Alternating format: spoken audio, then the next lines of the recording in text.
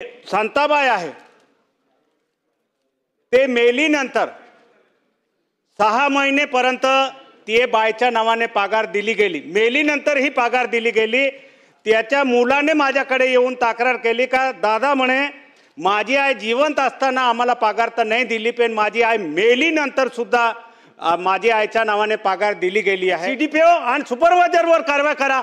त्याने कसं काय मेल्यानंतर पगार दिली? त्यांच्यावर कारवाई करून त्यांना सस्पेंड करून फौजदारी गुन्हा दाखल करा। एक आमदार तक्रार करतो नंतर 2 महिने कसं काय लागता हो? अध्यक्ष महोदय, त्यांना सस्पेंड करून त्यांच्यावर फौजदारी गुन्हा दाखल करण्यात यावे। मंत्री महोदय उत्तर देतात। अध्यक्ष महोदय, संबंधित प्रकरण हे एकाच कुटुंबातलं आहे।